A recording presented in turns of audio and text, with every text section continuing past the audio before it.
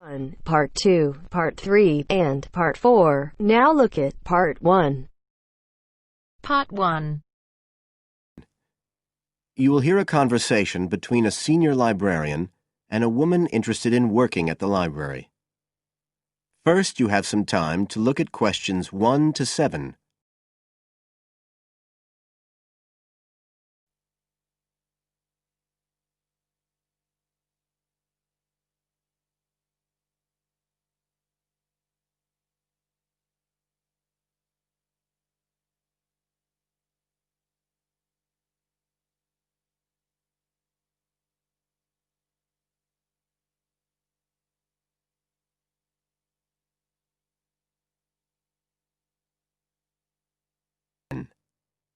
You should answer the questions as you listen, because you will not hear the recording a second time. Listen carefully and answer questions 1 to 7. I'm interested in doing some work for the library. Are you the person to speak to? Yes. Right. Well, what sort of work are you interested in? Well, I've just come to live here in Australia. I don't want a full-time job until my children have settled down, but I really need to get out of the house a bit.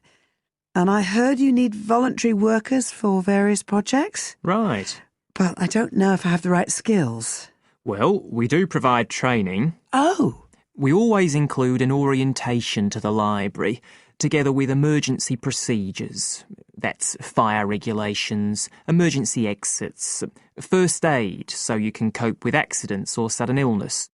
Things like that which are necessary for anyone who's working with the public.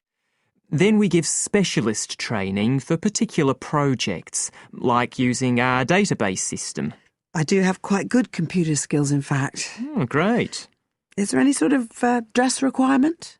Well, all staff have to wear a name badge, so they can be identified if they go outside the staff-only areas.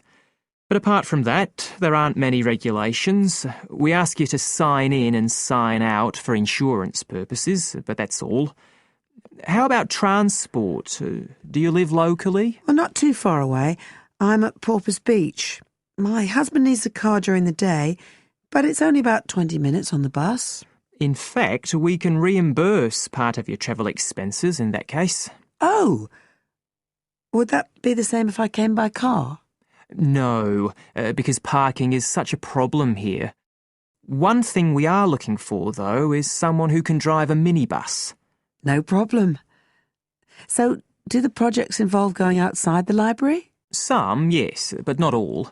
We've just finished one which involved working with photographs taken of the area 50 or 100 years ago. It basically involved what we call encapsulation. Putting them in some sort of covers to keep them safe? Exactly. It's time-consuming work, and we were very grateful to have help with it. Then, sometime next year, we're hoping to begin working on an initiative involving the sorting and labelling of objects relating to local history. We'll be needing help with the cataloguing. Oh, I'd definitely be interested. How about at present? Well, we have a small team who work to support those who are unable to read. Working with the blind? Yes, or other groups who have reading difficulties. We provide volunteers with equipment so that they can take books home with them and read them aloud onto CDs. We're gradually building up a collection that can be lent to those who need them. I can see it would be useful, but I'd really like to do some sort of work where I can get the chance to meet people. How about reading stories to children? That's done by our regular staff. But we do have another project. It's a very long-established scheme which involves helping those who are unable to have direct access to the library. Oh, I noticed someone with a trolley of books when I was at the hospital last week. That sort of thing. That would have been one of ours, yes. It's one of our most popular services. Lots of people who wouldn't dream of going to the library normally when they're at home borrow a book when the trolley comes round the ward. I can imagine. Yes, I'd definitely be interested in that. Right, so how do I enrol? Well, we do ask all volunteers to commit themselves to a regular period each week. I could probably do 5 or 6 hours. Oh, be careful not to take on too much. but we do need someone for a couple of afternoons from 2 to 4, so 4 hours altogether. That sounds fine. Before you hear the rest of the conversation, you have some time to look at questions 8 to 10.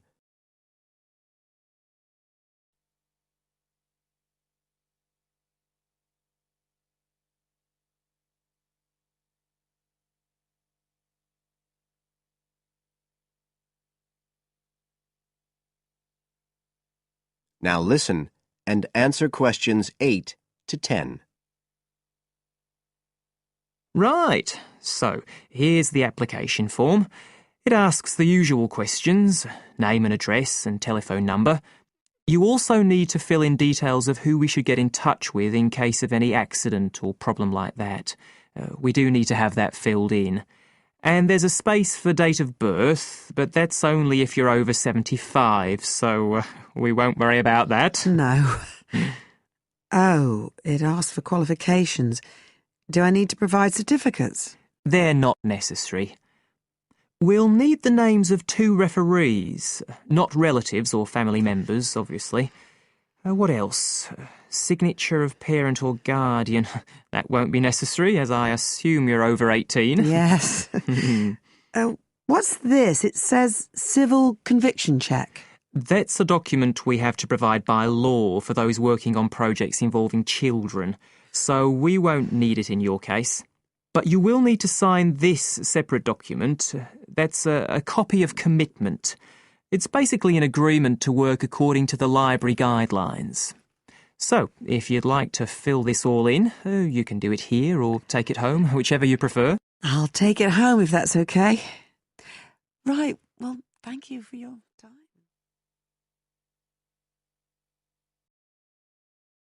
That is the end of part 1. You now have half a minute to check your answers.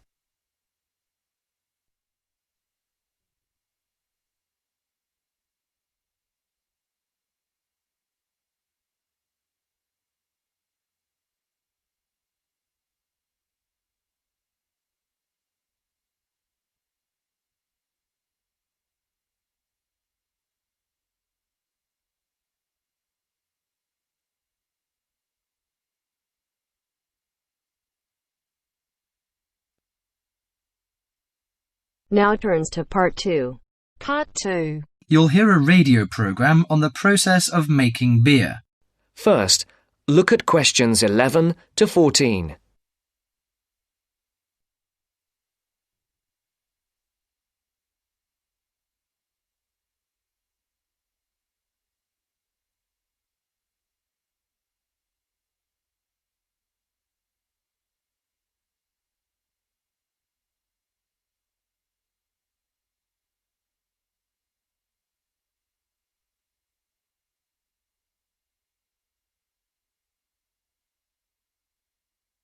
Listen carefully. Hello and welcome to Gourmet Evening, and this week we're looking at the world's popular beverage, a great favourite today, beer. And in the studio to tell us all about it is Clark Maxwell. Beer is one of my personal favourite beverages, and I've got a number of facts, tips and trivia about beer to share with you. So, who invented beer and when? What is beer made of? Actually, historians are not entirely sure when beer was invented, but they guess that beer was created accidentally by early nomadic tribes roughly 10,000 years ago. The 4 primary ingredients are malt, hops, yeast and water. Malt, which gives the beer a sweet taste, is made from barley soaked in water until its husks open and sprout. The sprouts are then dried and crushed. The small flowers of the hops vine are added partly because they taste bitter, helping balance the sweetness of the malt. Hops prevent the growth of bacteria that can spoil beer. Yeast is responsible for fermentation, which creates the alcohol and carbonation. Beer makers sometimes use additives or substitutes for malt or hops. Substitutes such as corn or rice can make a beer lighter or cheaper to produce. Before the broadcast continues, Look at questions 15 to 20.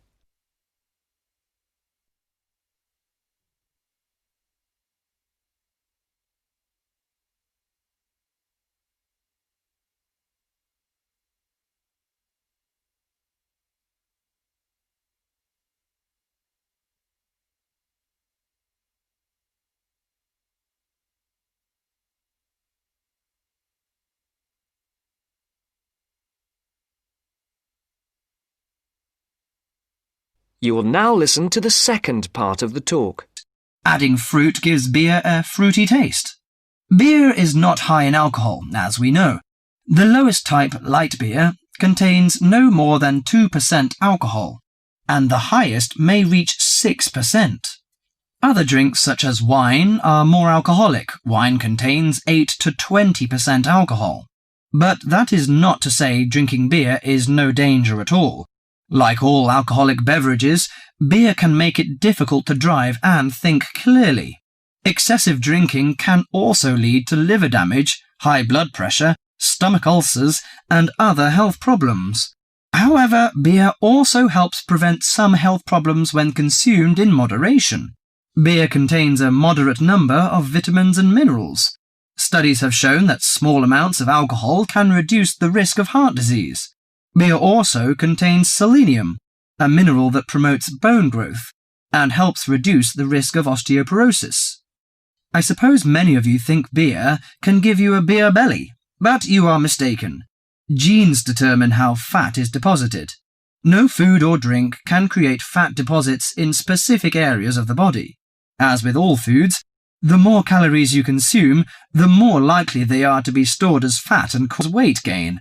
Beer contains no fat and averages 150 calories per serving. Well, one more thing. Pay attention to the storage and containers of beer. They will affect its taste. It's a mistake that the taste of beer improves with age, like that of some wines. Beer is a food product that will eventually become stale. It should be stored in a cool, dark location before consumption. And the colour of a bottle can influence the flavour. Brown bottles block out light that reacts with the hops, which could damage the flavour. Green or clear bottles provide little or no protection from light damage. Do you know which country drinks the most beer? Although Britain is even on the list of big consumers, actually the Czech Republic consumes the most beer, at 156 litres per person per year, followed by Ireland and Germany. That is the end of part 2. You now have half a minute to check your answers.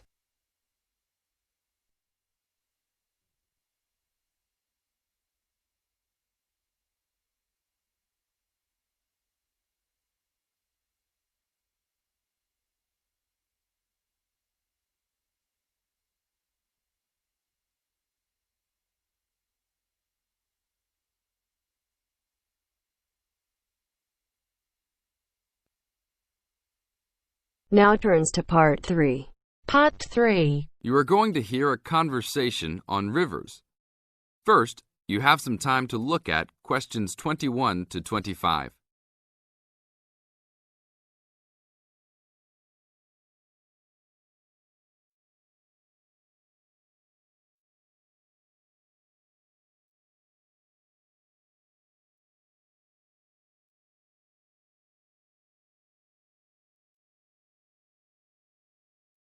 Now listen to the tape and answer the questions. Please tell me about the current state of the Amazon. We have increased deforestation, increased human population relating to deforestation, and a role of fire in the Amazon on a scale that's never been seen in history. At the same time, you can see progress in trying to counter that negative trend. How do you see this? We see this in the creation of national parks and indigenous areas, and efforts to fund sustainable development activities for locals. We see both good and the bad, and it's going to be a race to finish. I understand that you started the Minimum Critical Size of Ecosystems project. Could you tell me about it? A number of years ago, it became apparent that those practicing conservationists didn't have the scientific information available to properly design a conservation area. They didn't know how big it had to be, right? People were learning that as forests fragment, the fragments begin to shed species after they become isolated, so they end up becoming poor examples of what they had been. This relates to the size of the fragment. Do people still study this? Yes, there is a rich subfield of conservation biology that looks at the efforts of fragmentation. One of the consequences is a general policy response to set up protected areas that are fairly large, something on the order of 1,000 square kilometres.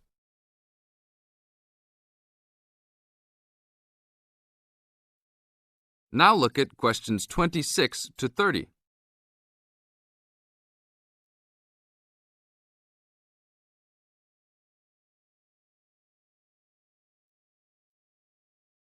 As the talk continues, answer questions 26 to 30. Can you talk a little bit more about the forest fragmentation? As habitats are destroyed, they are accompanied by habitat fragmentation. So when 50% of a forest is lost, the remaining 50% being is not one large block, but smaller pieces, which makes the conservation problem even worse than saying that 50% has been lost. And this affects not just forest, but species diversity, correct? In terms of species loss, we can't give you precise numbers about how many species are lost because of these fragmented landscapes, but we're beginning to get close to where we can make that estimation. And so one of the policy responses to all of this, beyond just trying to create large protected areas, is to try and reconnect the fragments. You've been active in many projects studying the Amazon region over the years. Can you tell us about that process of understanding the Amazon? When people first started looking at conservation priorities, there was not much information about the geography of plant and animal species. One of the first clues was an analysis done in 1969. This looked at bird species and found geographic clusters of species which occurred nowhere else. And those are priority areas for conservation. Was this when people began prioritising refuges? Yes, it was the first time that someone looked basin-wide at priorities, giving priority to so-called refugean areas. Was this when the new trend to use geographic information systems, or a GIS, started? That was in 1990 after we worked out a whole set of biological and conservational priorities and produced a big map using GIS. What are some of the things that GIS does? Well, there are several advantages of using a geographic information system. First, you can continually update the system so that it's now a constantly changing picture. You can actually watch changes.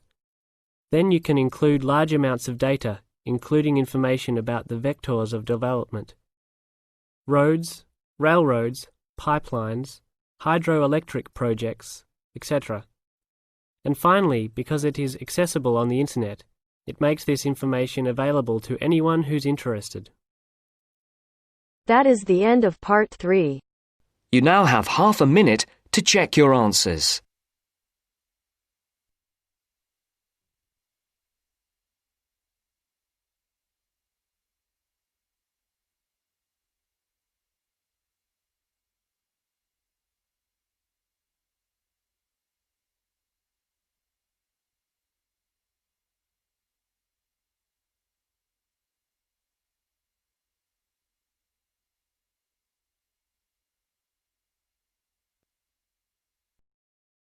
Now turns to part 4. Part 4. First, you have some time to look at questions 31 to 40.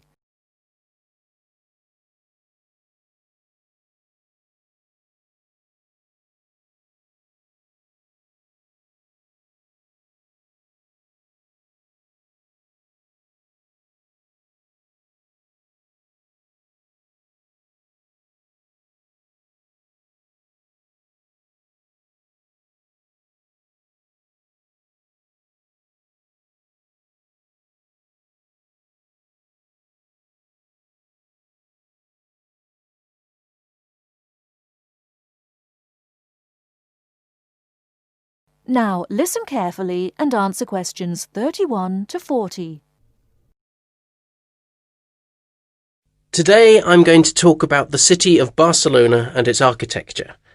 First, the city. Barcelona is a city of some 1.5 million people. It is a port situated on the northeast coast of Spain in the province of Catalonia. The people speak Catalan as their native language, but most are also fluent in Castilian Spanish and some speak English too. The city centre is surrounded by a ring road which encloses a grid with two major roads running diagonally across it. These are the Avenidas Diagonal and Meridiana. Probably the most famous street in Barcelona is La Rambla, which connects the Plaça de Catalunya in the town centre to the statue of Columbus on the water's edge. All along the centre of this wide boulevard are stalls selling flowers and artistic works. Barcelona was founded by the Carthaginians from modern-day Tunisia in North Africa. It grew under the influence of the Roman Empire, later becoming the capital of Spain. Under strong government, it expanded its trade, exporting cloth to other Mediterranean ports, and establishing itself as a financial centre. It went into decline after 1400, and in 1640 it was the centre of the Catalan Revolution against King Philip IV of Spain. Now it is considered by many to be the cultural centre of Spain, and the Olympic Games were held there in 1992. Now to the architecture.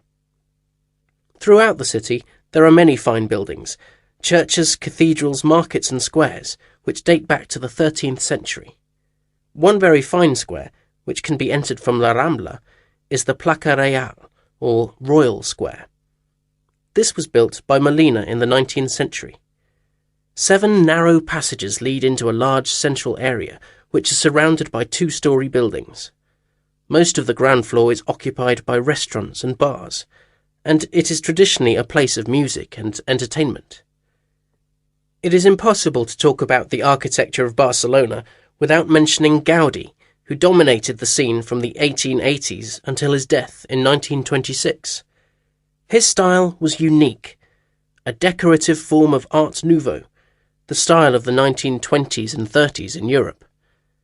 It was based on organic natural forms, which often seem to defy the qualities of the materials they are made from. I will mention just 3 of his best-known works today. The first is Güell Palace. This was built for the Count of Güell, one of Gaudí's main supporters. The building features 2 arched gates, which lead into the stable area. Inside are 2 circular staircases, one for people and the other for horses. The ground floor is built of brick, but there is also much natural stone used in the construction. The roof is quite fantastic, with brightly coloured sculptures built around the chimneys and ventilation shafts. Another project commissioned by Güell is the park named after him. This was meant to be a garden city with 50 houses, but in fact only 2 were ever finished. The influence of nature is strong in the cave-like spaces and animal figures, and again, much use has been made of brilliantly coloured surfaces. But the greatest of Gaudí's works is still under construction, and it is not expected to be finished until 2041. He began work on this cathedral, known as La Sagrada Familia, Church of the Holy Family, in 1882, which means that it will have taken 159 years to complete. The finished building will have 18 towers, the highest being 170 metres high. The building will be 95 metres long by 60 metres wide, and it will hold 13,000 people, a truly impressive monument to Gaudí's great genius. And that's all we have time for today. Next week, we'll look at some of Gaudí's smaller projects and also his furniture designs. Please make sure that you complete your assignment on Le Corbusier by this coming Friday. That is the end of part 4. You now have half a minute to check your answers.